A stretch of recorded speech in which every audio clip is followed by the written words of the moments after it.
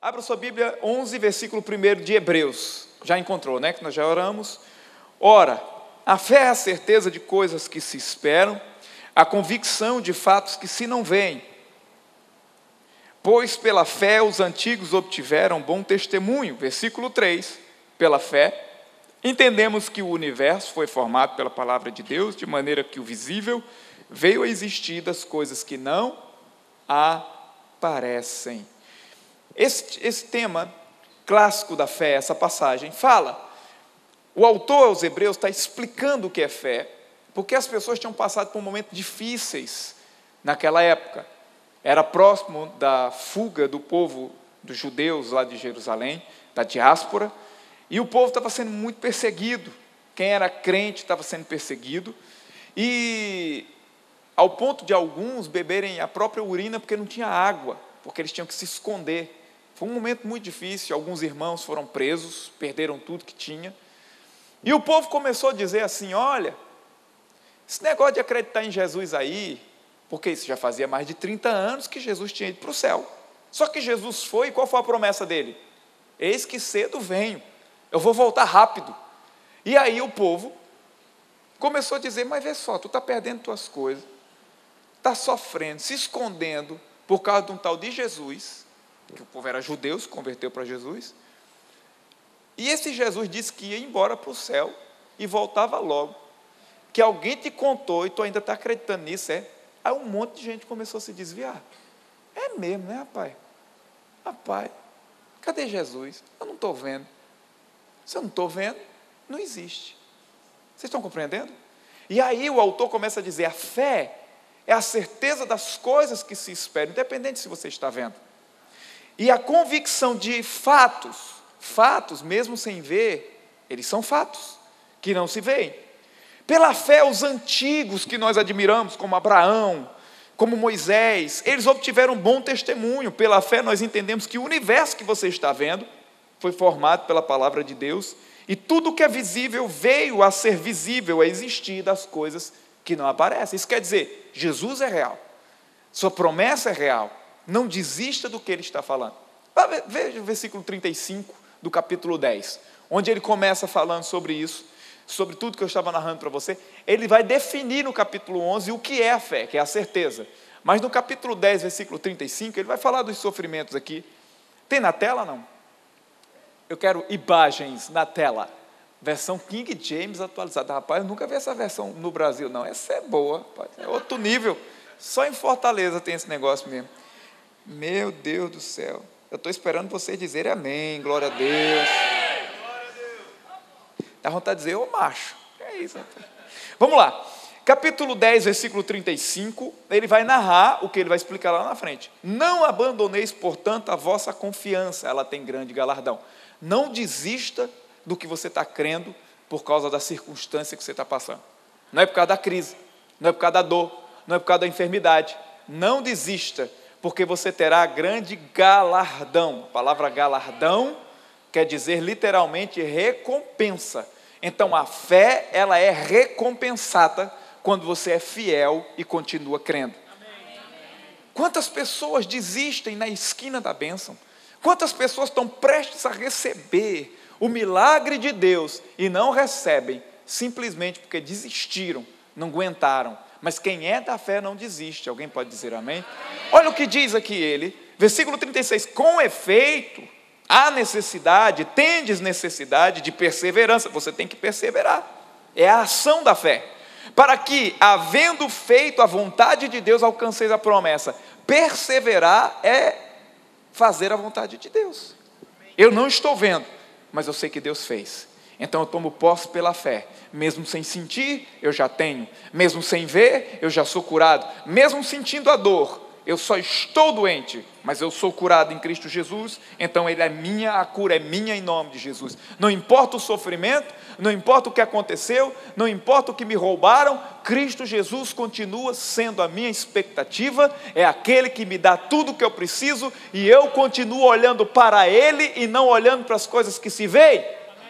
Então é isso que ele está explicando. Você tem que estar fiel, Continue na promessa, continue na vontade de Deus para alcançar a promessa. Versículo 37, porque dentro de pouco tempo aquele que vem virá e não tardará. O que ele prometeu que vai vir, vai acontecer.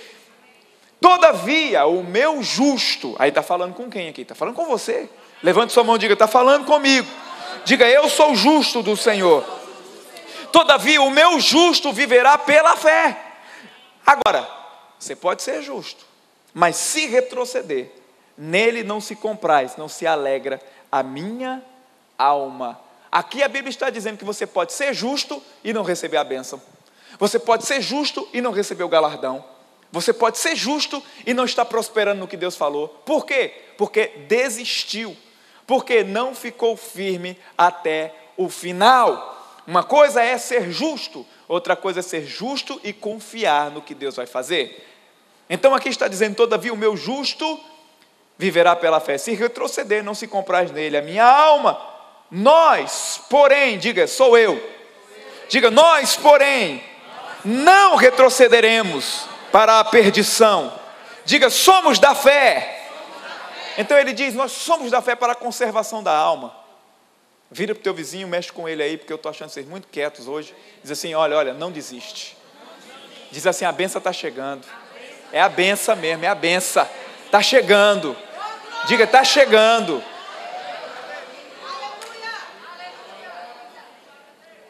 Mas você quer falar isso para me alegrar? Não. Se Deus mandar eu exortar, eu vou exortar, irmão. Mas Deus mandou falar sobre fé hoje. Amém? E quem vai receber um milagre do Senhor hoje aqui? Vamos voltar para o versículo 1. Então diz, do capítulo 11, depois que ele diz tudo isso, você não desistiu, você tem que perseverar, ficar em fé. Aí você diz, mas o que é fé? Aí ele vai e define. Fé é a certeza das coisas que se esperam e a convicção de fatos que não se veem. Nós podemos definir esse texto com duas formas. Vamos dividir onde tem essa vírgula aí. Fé, a certeza de coisas que se esperam, vírgula. A convicção de fatos que se não veem. Então, 2 pontos. Certeza de coisas que se esperam, promessas divinas. Você não está vendo, mas Deus te prometeu. Deus te falou. E aquele que fez a promessa é fiel para cumprir. Você está na expectativa que algo que Deus falou para você, individualmente, vai acontecer. Existem as promessas da Bíblia para todos. E existe a promessa individual no seu coração. E a Bíblia está dizendo que a fé é a certeza das coisas que se esperam. Você tem certeza da promessa de Deus. Segundo ponto, a convicção de fatos que se não veem. Fatos não são coisas prometidas para o futuro, são coisas que já passaram. Porque contra fatos não há argumento, algo já aconteceu. A promessa, mesmo que ela já seja real e invisível, ela não se materializou fisicamente. Mas a Bíblia diz, e fatos que se não vê, isso quer dizer coisas que já aconteceram, que dão a base para você crer no que não está vendo. Então a fé é a convicção, a certeza das promessas de Deus, baseado nos fatos que Ele fez. Por exemplo, quem aqui acredita que vai para o céu? É uma promessa, Jesus te fez uma promessa. Ele falou que nós vamos para o céu. E se você não crê ainda, não tem certeza, hoje você vai ter essa chance. Preste atenção, nós vamos para o céu por causa de quê? Porque você é uma pessoa muito boa e você tinha muito dinheiro e comprou sua salvação? Ou porque alguém pagou o preço sofrendo no seu lugar os seus pecados para que você tivesse esse direito e você só aceitou? Foi assim? Você já viu o céu? É uma promessa. Mas o que garante que o céu é real? O fato que estabelece que você vai para lá, que é a morte e a ressurreição de Cristo. É um fato que não é visto, mas fato é algo que aconteceu. Então eu tenho a expectativa na promessa, baseado no que Ele fez. O que prometeu tem um histórico de cumprir. Vocês estão entendendo? Se não há ressurreição, se não há morte e ressurreição, não há céu. O céu é vindouro. A ressurreição e a morte é passado. O passado do que Deus fez garante o meu futuro nele. Você viu o mar vermelho se abrir?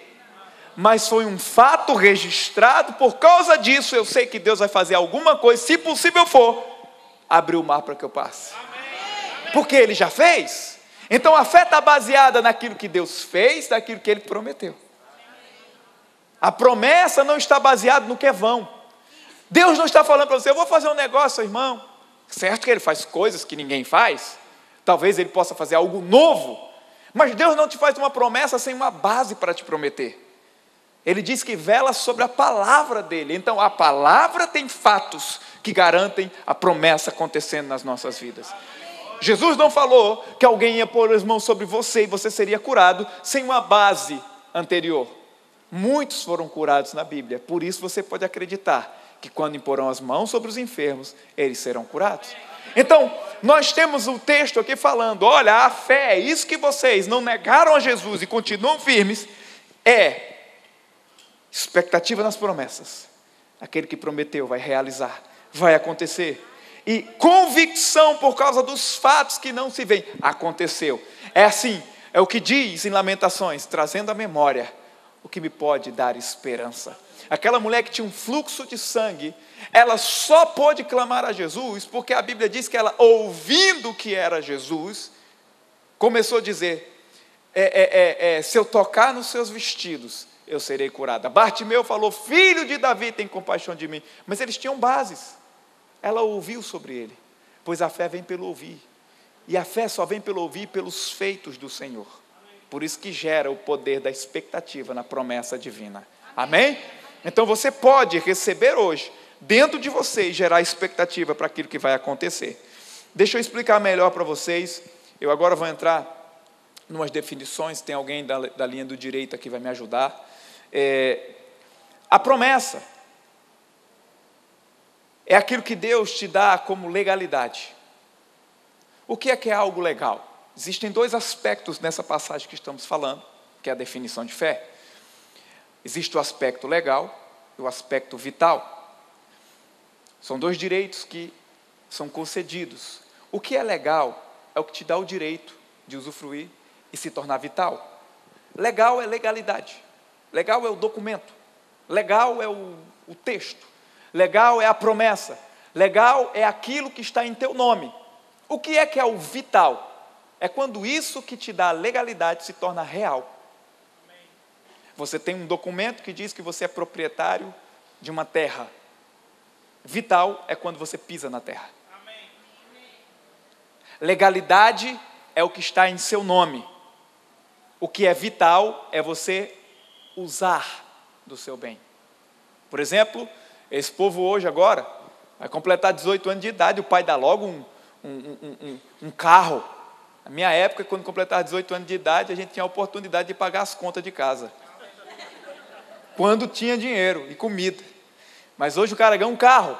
Então, ele aos 18 anos, ele passa a ter a legalidade no Brasil de dirigir. Aí ele faz o curso, passou, legalmente aprovado. Ele agora precisa de um carro.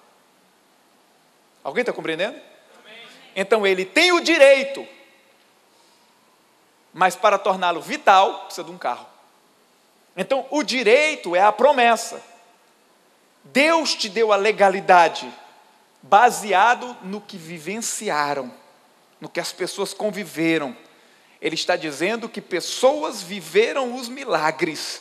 Então você tem o mesmo direito. E o que você faz? Não fique parado. Chegou o seu momento de tornar o legal em vital na sua vida. Eu esperava mais de vocês, mas... Tem alguém da linha do direito aqui? Eu estou falando correto? Cadê? Estou falando direitinho? Eu vou falar mais. Aí você vai ter que me ajudar. Então tá bom.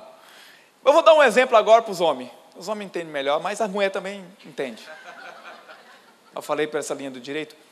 Fé, ela pode ser assim: promessa e o ato, o fato, não é? Primeira parte, convicção, certeza das coisas que se esperam, baseada em fatos que se não veem. Então nós temos dois aspectos para a fé funcionar, que é a fé e o crer. Fé, vamos pensar num carro. é o combustível. É a gasolina, é o etanol, ou o gás natural, qualquer um desses. Fé é um combustível. E o que faz ela se movimentar? O que faz essa legalidade que dá direito ao carro se movimentar? A explosão que há dentro do motor. É pistão que fala lá dentro? Então, há uma explosão por causa de uma centelha que sai das velas, é isso? É isso mesmo? Essa parte da mecânica eu não entendo nada, mas eu sei que há uma explosão. Aquele barulho que você escuta do carro, que são explosões. Tem carros que são mais silenciosos. São explosões. Então, a fé, ela precisa de uma explosão. É a ação. E essa ação, a Bíblia está falando, que há uma parte da promessa, eu estou crendo, e agora há a explosão, baseado nos fatos, eu vou tomar posse. Como? Crendo. Com o coração, confessando com a boca. Eu esperava mais dos homens nesse exemplo, então vou voltar para a parte do direito, porque, meu Deus do céu. Vamos lá. O do carro não ficou bom não, o exemplo não? Então vamos lá. Volte para o versículo 11, versículo 1, e eu vou fazer a definição no grego. Fazer a definição no grego que é melhor, é melhor voltar para o estudo bíblico, né? Porque essa definição de carro não deu para mim não. Mas vamos lá. Você sabe que a Bíblia, por mais que a gente tenha as versões, várias versões, inclusive é uma versão ali diferente, King James, são traduções. Nós sabemos que ela não foi escrita em português, ela foi traduzida. Então existem possibilidades de traduções. E muitas vezes não é só a tradução, é você se colocar com a cabeça da época. Você está compreendendo? Por exemplo, se você não está na vivência do dia a dia do Ceará, ou não é cearense, você vai ver coisas que talvez você morando em outro lugar já ouviu, mas que não faz parte habitual da sua mente, do seu pensamento. Por quê? Porque você até ouviu, até traduziu, mas não é parte do seu cotidiano. Essa é a questão linguística. Eu gosto de dar um exemplo de Pernambuco. Tem palavras em Pernambuco que o povo sabe no mundo todo, no Brasil todo. Mas eles só entendem se tiver a cabeça do pernambucano. Ou como no Rio de Janeiro. Eu fui falar com uma pessoa que eu precisava, na verdade essa pessoa veio falar comigo que eu ia para o Cristo Redentor no ano de 2006, uma senhora, maio de 2006. Aí eu falei, muito bom. Aí falei com o pastor, não, pode ir. Aí fui falar com ela. Então, nós vamos, quando? Ela falou, segunda-feira. Eu falei, segunda para mim está bom. Aí ela falou assim, então, segunda-feira, já é. Eu não entendi, já é o quê? Hoje ainda é sábado.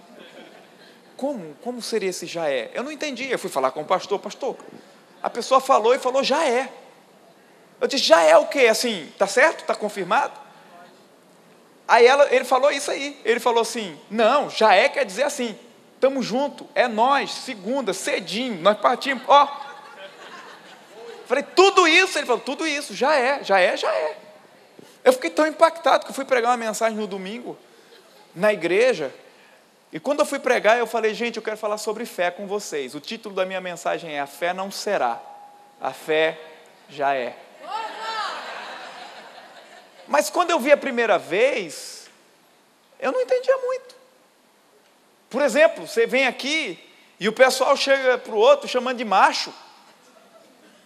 Mas quem está aqui é a coisa mais simples do mundo. É macho.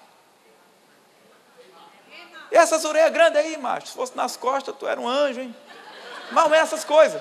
Só aqui que você entende. Mas, por exemplo, lá em Minas Gerais, você sabe que em Minas Gerais tudo é trem. Só o trem não é trem. Diz a história que estava lá o homem esperando a Maria Fumaça com seus filhos na estação. Quando começou a tocar lá o barulho que ele vai fazer na Maria Fumaça, ele falou, menino, junta os trem que a coisa está vindo. Mas quando você mora lá em Minas Gerais, você aprende. Trem é a melhor palavra que há no mundo. Tudo que você esquecer é trem. cai um trem no meu olho. Eita, levei uma topada no trem. Tudo é trem. Pega esse trem para mim. Ô trem, faz isso, até pessoas viram trem. Quando você esquece o nome, por quê? Porque na cabeça dele, trem é qualquer coisa, menos o trem. É a coisa de ferro, o trem lá. Em Pernambuco, nós temos um exemplo, isso tudo é poder pegar o texto bíblico original para colocar na sua cabeça como eles pensavam. Em Pernambuco, você já ouviu aqui uma expressão, eu acho que vocês podem até usar ela, mas há uma expressão em Pernambuco que chama oxe. O-X-E, oxe. O pernambucano usa muito. O oxe é uma benção, irmão. Ele nos salva de tudo e é resposta para qualquer coisa. É dúvida, é resposta de sim, é resposta de não, é desdém, tudo você pode imaginar. Alguém fala que você é bonita e você responde assim, oxe, você está dizendo, muito bom, já é. Alguém diz assim, você é feio, você faz, oxe, você diz, que é isso, rapaz? Claro que não. Alguém diz assim, você vai fazer tal coisa, você vai, oxe, você está falando, não sei não, talvez. É a entonação. E quando você não quer dar trela nenhuma para a pessoa, que lá em Pernambuco a gente chama alma cebosa, quando ela chega para você, falando aquele negócio, diz assim, mas isso, aquilo, outro, você faz assim, oxe, oxe, oxe, oxe, oxe, oxe, oxe. A quantidade está trazendo desdém.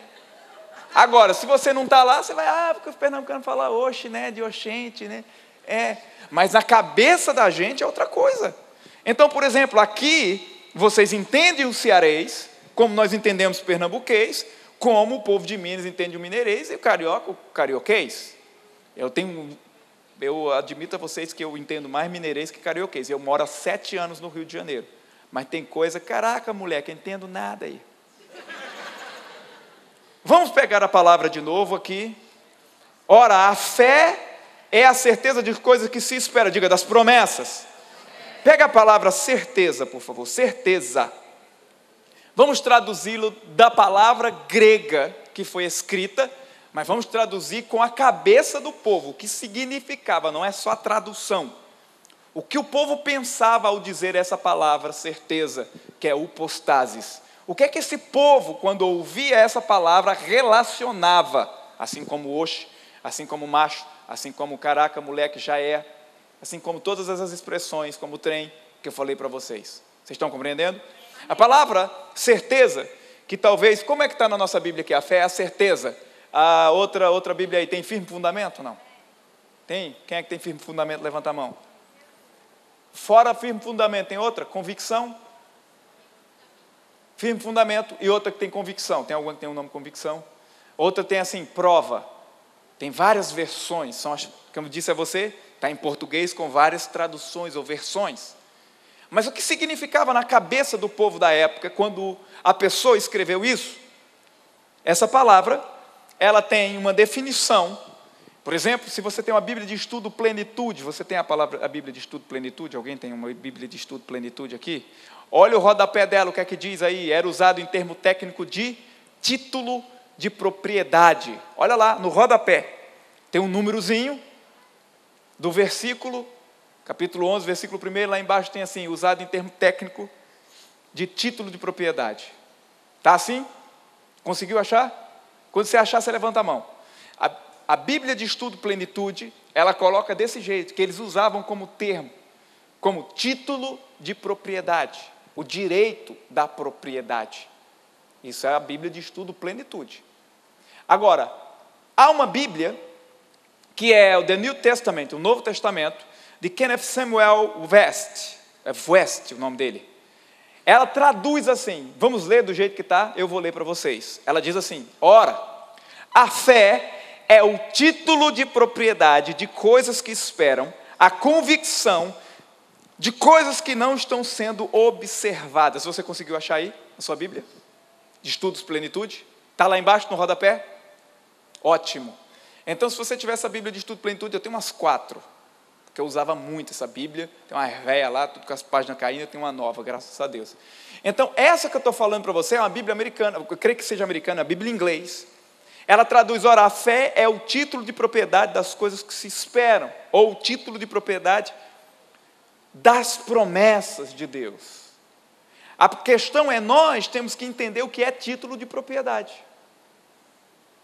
Título de propriedade é que está o direito legal de você ser proprietário, dono de um bem.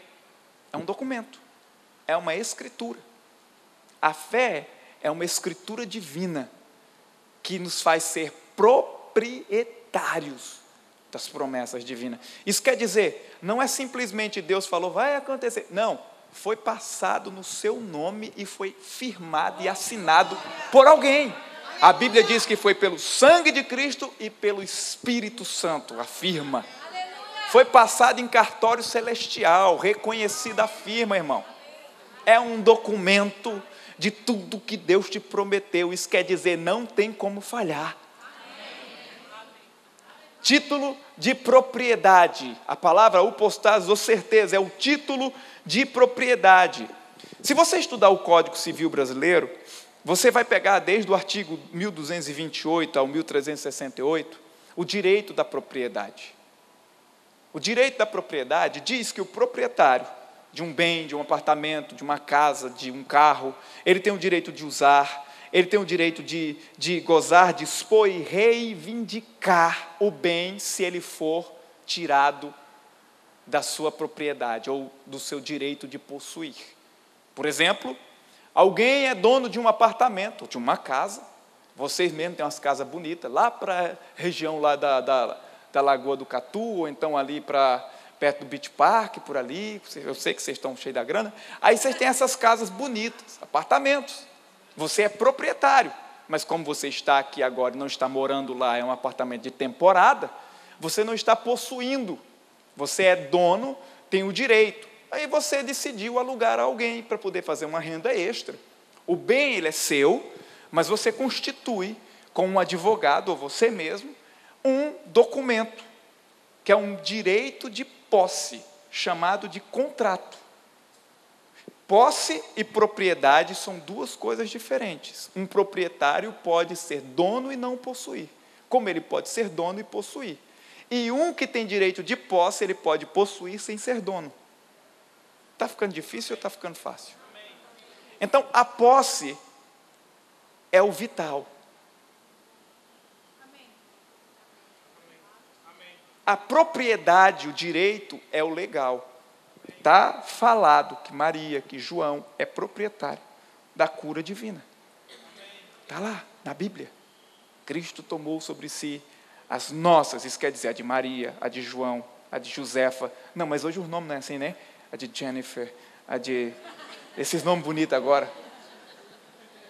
Tomou sobre si as enfermidades de cada um. Legalmente, toda a promessa diz que nós temos o título de propriedade, está no nosso nome. Você é proprietário de todas as bênçãos que Jesus conquistou na cruz do Calvário. Você é próspero nele. Ah, mas eu não estou vivendo. É porque você não está possuindo, mas você tem o direito de reivindicar.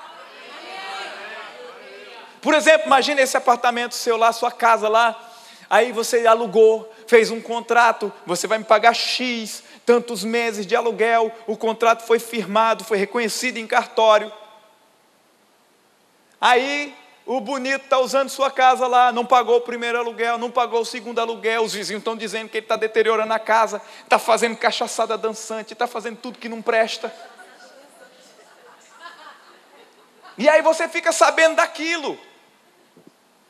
O que nós fazemos quando descobrimos que alguém está pegando alguma coisa que é nossa propriedade, que poderíamos estar usufruindo dela, e a pessoa está sem pagar o que é devido, eu não posso possuir, ele está possuindo o que é meu, e ainda está deteriorando o que é meu. Muitas pessoas falariam, mas assim foi com vovó. Mamãe passou por isso. Quem sou eu? A vida é assim. A gente sofre de alguma coisa. É a vida. Foi vovó, foi mamãe, e agora sou eu. Você faria isso? Você faria isso? O que é que você faria? Você dava uma entrada judicial para conseguir uma carta de despejo, porque aquele contrato seria quebrado, porque você não pode entrar lá sem uma carta de despejo. Primeira coisa que você tem que saber disso. Um camarada ligou para mim, eu morava num apartamento, lá no Rio de Janeiro, alugado, Ele disse, a gente precisa fazer uma vistoria da parte da encanação do gás. Essa vistoria é de 5 em 5 anos. O prédio tinha 3 anos de uso. Eu tinha feito uma no início, paguei, caríssimo, era 600 conto o negócio. Aí o cara, não, tem que fazer a próxima. Eu falei, eu tenho 2 anos de prazo ainda. Ele falou, não, mas você tem que fazer agora. Eu falei, não, mas eu não quero fazer não. Você é proprietário? Eu falei, não. Então eu vou ligar para o proprietário. Se você ligar, eu lhe processo. Se alguém entrar aqui, eu processo. Como assim, senhor? Eu falei, porque eu tenho o direito da posse. Só entra aqui quem eu convido. Quem eu não convido, não pode entrar, mesmo que eu não seja dono. Ah, senhor, então tá bom, me desculpe. Há um problema no Brasil. Brasileiro não sabe o direito que tem. E quem usa o direito é barraqueiro para o brasileiro. Fila de avião. 2 horas de atraso, você tem direito à alimentação. A empresa tem que te dizer que você tem um direito. Ela não te diz. No Brasil, nos Estados Unidos, eles chamam você e diz. 4 horas de atraso, você quer um hotel, chama e te diz. Aqui eles não te chamam. Aí você vai lá falar. O cara tenta te enrolar. E os outros ficam, barraqueiro.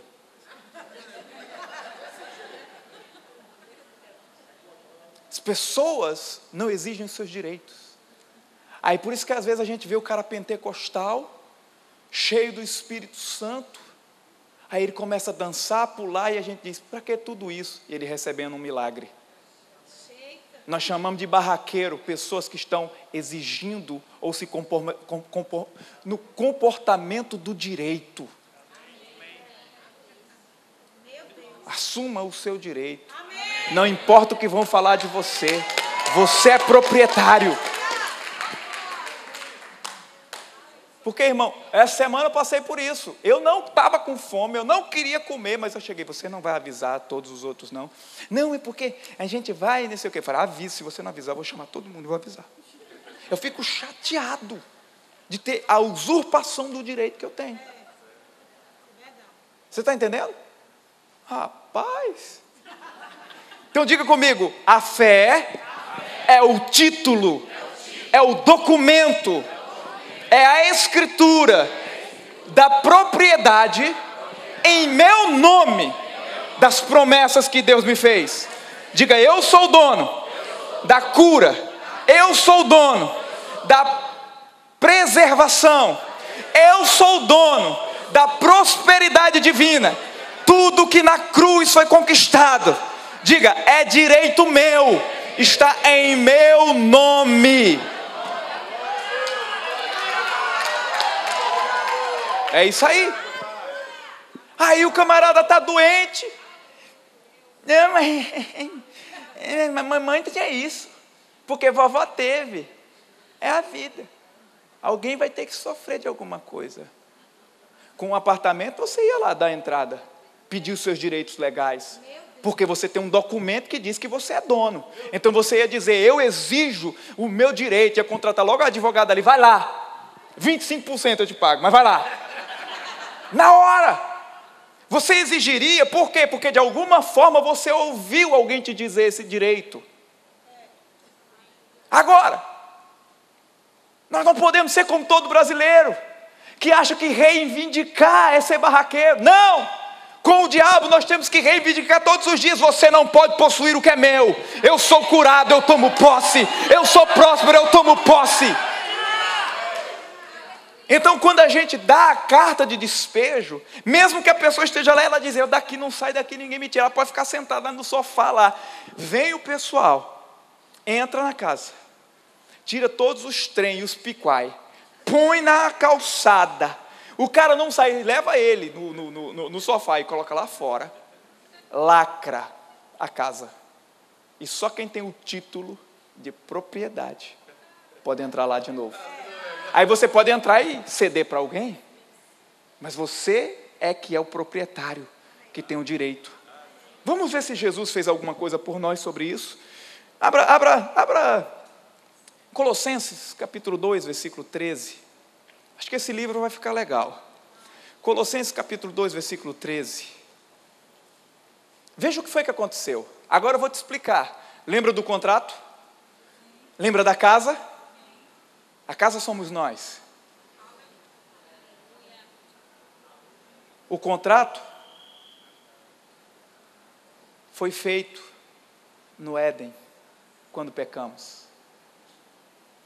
A Bíblia diz que o homem pecou. E quando Jesus estava sendo tentado por Satanás, Satanás disse: eu te darei tudo isso aqui, se você prostrado me adorar, porque a mim foi dado. Mas tinha sido dado tudo a Adão. Tenha domínio sobre os peixes do mar, as aves dos céus. Mas quando o homem pecou, ele perdeu o direito. E aí a Bíblia chama de escrito de dívida, que era contra nós, que constava em ordenanças. Quando você lê a lei, você lê o contrato. Lá está escrito que sem Deus somos miseráveis. Sem Deus somos pecadores. Sem Deus somos enfermos. E através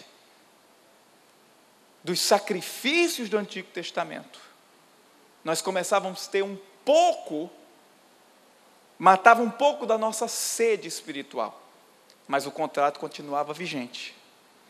E o proprietário, que éramos nós, não recebíamos nada, sofríamos, e o diabo ainda tirava a onda da nossa cara, sem pagar nada, e a casa sendo deteriorada. Quem está compreendendo? A Bíblia fala que Cristo Jesus veio para anular o contrato. Era um preço muito alto.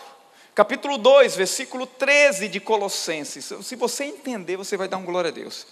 E a vós outros que estáveis mortos pelas vossas transgressões, pela incircuncisão da vossa carne, vos deu vida juntamente com ele, perdoando todos os nossos delitos, tendo cancelado, algumas Bíblias dizem rasgado, o escrito de dívida, o contrato que era contra nós, que constava de ordenanças, os quais nos era prejudicial, removeu inteiramente, encravando na cruz. O contrato foi cancelado. Você já pode possuir, mas como? Você tem que pisar no que é seu, você tem que reivindicar o que é seu, porque aquele que tentou tomar não tem mais direito legal. A legalidade é dos filhos de Deus. Há um novo contrato, há uma nova aliança, por isso que é chamado o novo pacto, que diz que você é proprietário de tudo que Jesus fez. Não aceite a derrota, não aceite a enfermidade, não aceite a miséria, não faz parte do contrato de Deus com você, e você não tem mais contrato com o Satanás. Versículo 15 é muito interessante, porque vai explicar o que estou falando melhor. Vai falar que Deus deu uma carta de despejo, e despojando os principados e as potestades, publicamente, isso quer dizer, foi jogado na rua, os expôs ao desprezo. Quando? Triunfando deles na cruz do Calvário. Meu Deus do céu, como diriam os pentecostais, meu Deus. Jesus já expulsou o diabo, Jesus já deu carta de despejo ao diabo. Ele não tem legalidade de tocar na sua vida, ele não tem legalidade de tirar sua saúde. E você diz: e por que as pessoas ficam doentes? Porque são bobas, porque não entendem o direito que tem em Cristo, e acham que se reivindicar é barraqueiro. Você tem o direito em Cristo Jesus de não aceitar a enfermidade. A enfermidade vai bater na porta de todo mundo. O diabo não vai deixar de ser diabo porque você está entendendo a palavra de Deus. Ele vai tentar fazer o máximo que você desista porque está demorando. Mas a fé é o título de propriedade das bênçãos e das promessas de Deus para a sua vida. Você tem que começar a ver com os olhos da fé. Você tem que começar a ver o ministério que Deus te deu. Você tem que começar a ver com os olhos da fé que você não é uma pessoa endividada, que você não é uma pessoa que não honra os compromissos, que você não é uma pessoa que tem uma família desestruturada. Você tem que olhar pelos olhos da fé. Deus me deu, Deus já me deu tudo, já fez tudo, eu tomo posse, eu chamo a existência, eu reivindico o meu direito em o nome de Jesus. O diabo não tomará o que é meu. Ele não toca nos meus filhos, ele não toca na minha família, ele não toca na minha casa. 1000 cairão ao meu lado, 10.000 à minha direita, eu não serei atingido. Eu estou debaixo do esconderijo do Altíssimo. O esconderijo do Altíssimo, o diabo não consegue nos alcançar. Mas eu tenho que entender que eu tenho o direito de reivindicar e tornar vital aquilo que eu tenho como legalidade. Está em seu nome, mas só é vital se você possuir. Amém? Como eu posso ser curado se eu estou doente? Porque você só não está possuindo, mas você é curado. É como alguém que saiu sem a carteira e tem milhões no banco. Ele passa, vai lá na praia, aí começa a andar ali, aí vê aquelas aguinhas de coco, a vontade de tomar água de coco, Jesus. Quando eu estou dando esses exemplos, irmão, a maioria deles eu vivi, aí eu coloco para os outros. Aí você quer água de coco, mas deixou a carteira no hotel. Só que no exemplo eu não sou milionário. Ainda. Aí você quer aquela água de coco. Aí você está andando pela orla. Aí você vê uns trem lá, uns negócios bonitinhos de Fortaleza. Aí você, eu queria isso aqui, mas eu estou sem dinheiro. Não é que eu não tenha, eu só estou sem. Não é que você é uma pessoa enferma, você só está doente. Você é curado em Cristo Jesus. Não é que você é uma pessoa miserável, você só está sem. Você é próspero em Cristo Jesus. Você só toma posse. O que você faz? Volta do lugar onde você esqueceu. Pega de volta. Pega lá aquele seu black, seu cartãozão lá sem limite e resolve tudo. Eita Jesus. Será que foi pelo Espírito essa aí? Quem está sendo edificado aqui? Quando a gente orar, o que é que você vai receber? A promessa manifestando diante de você, porque ela é a base daquilo que não se vê, mas que já existe. Você vai chamar a existência.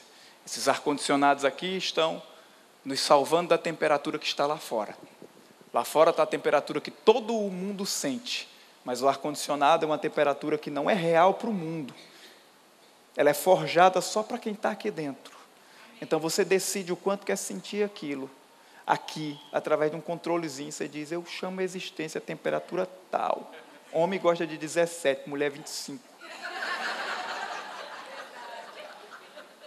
Então, o povo está sofrendo no Rio de Janeiro, irmão, é 42, 41 graus, com sensação de 50 e tanto. Você está lá no meio da rua, está todo mundo sentindo aquilo. Você entra no seu carro, você decide chamar a existência as coisas que não são, como se já fossem. Você mostra para o mundo que não é o mundo que diz, mesmo que todo mundo esteja sentindo, você não precisa. Você tem um controle do que você quer viver. A fé é o título de propriedade. Você é proprietário. O que é que você quer viver? Chama a existência. Chama a existência. Chama a existência. Amém? Segunda parte do versículo, eu quero defini-los com vocês.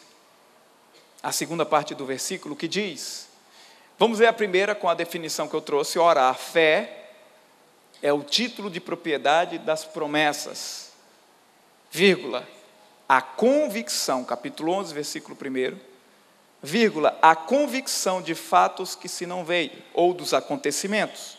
Preste atenção, quem aqui, na sua Bíblia tem convicção, como é que tem aí fora convicção? Vamos traduzir essa outra parte. A fé está baseada no que aconteceu e no que vai ocorrer, que eu falei para vocês. Então, convicção, como é que está aqui na nossa aqui? A prova. Outras Bíblias têm certeza. Essa palavra no grego, elegchos, ela na cabeça deles tem um pensamento também de evidências. Olha aí a cabeça de vocês. Estão pensando na música. Esquece Chitãozinho e Chororó. Evidências. Olha aí. Você tem que entrar na mente da Bíblia, da época deles, não de agora. Porque se a gente ficar pensando agora, irmão, vai ter que dizer chega de mentiras. Preste atenção. Evidências. E a evidência de fatos que não se vê. Preste atenção. São fatos, não estão sendo vistos, mas há evidências dos seus acontecimentos. evidência. O que é uma evidência? Evidência, alguém deixa um rastro, uma evidência. Por exemplo, alguém cometeu um crime, ninguém viu, não há uma câmera que registrou, não há nada, mas os detetives vão lá, e pelas evidências, pelas digitais, daqui a pouco eles montam a cena do crime, e reconstituem tudo, e quando o cara confessa, é exatamente aquilo que aconteceu, que ninguém viu que aconteceu. Mas o que foi que denunciou? A evidência. O exemplo é bom, mas Deus não cometeu crime. Mas nós sabemos que Deus fez algo por nós, que deixou evidências. E que se você começar a olhar, você vai ver que algo aconteceu, já está feito, porque Deus deixou evidências para cada um de nós. Eu esperava mais de vocês, então eu vou dar um exemplo, vou tentar dar um outro exemplo. Eu vou usar todos os meus exemplos nessa noite. O ruim é quando eu voltar a ministrar, o povo vai dizer, eu já ouvi esse. A palavra electus, além de evidência, ela pode ser traduzida como essência. A fé é o título de propriedade das promessas, das coisas que esperamos, e a essência de fatos que não se veem. Essência. Essência nós podemos usar, que essência pode ser do essencial, como pode ser essência de cheiro. Por exemplo, você, aqui em Fortaleza tem veículos a gás natural? Sim. Tem? GNV? No Rio tem muito, tem até subsídio para você ter aquele trem lá. Por que eu falo trem que é fedorento? Vocês acham cheiroso? É cheiroso ou não? Aquele cheiro de gás, você gosta quando você chega no posto de gasolina, está aquele cheiro forte de gás? Vocês gostam, não? Daquele cheiro de gás? Cheiro de quê? Gás natural. Mas gás natural é inodoro, não tem cheiro. Aquilo ali é uma essência que é colocada, porque ele é invisível. Se ele é invisível, e ele é altamente inflamável, ele pode causar uma explosão.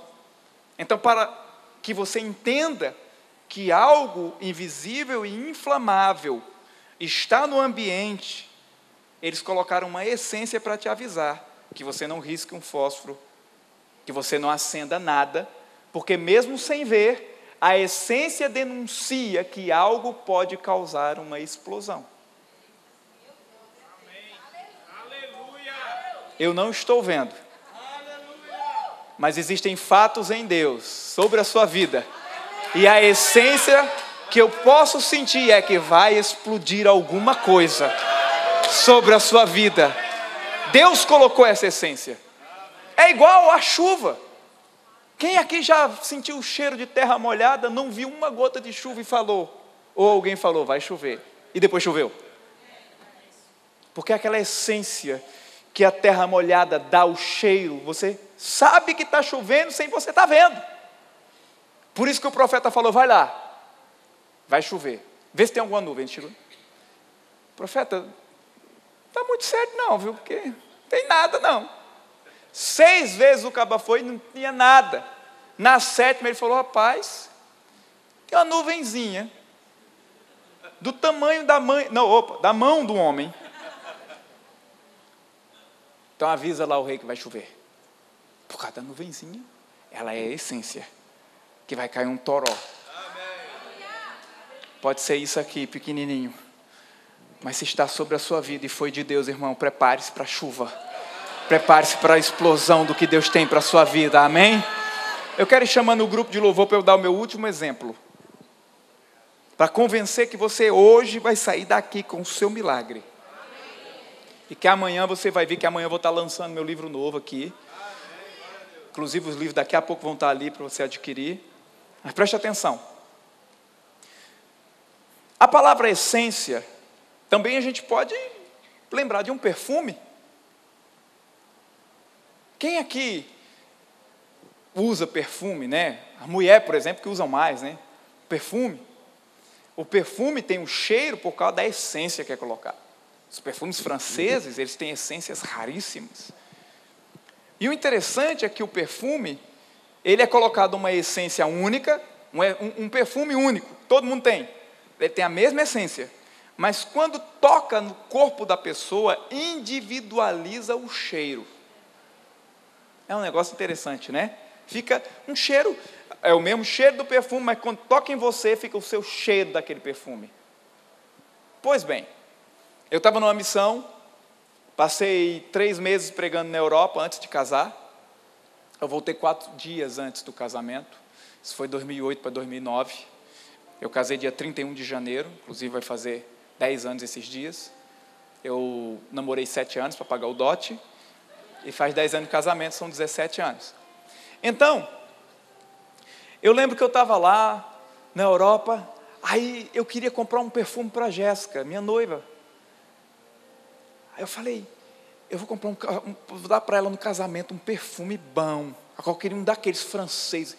Agora eu queria comprar na França. Irmãos, na Inglaterra, na Alemanha era mais barato.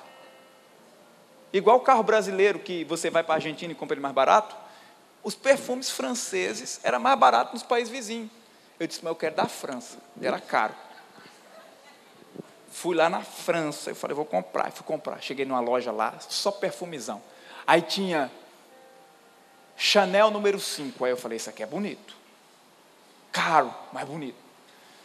Aí a mulher falou, mas quantos anos tem sua noiva? Eu falei, ela tem 20 e poucos anos, eu tinha 26, ela tinha 23 anos.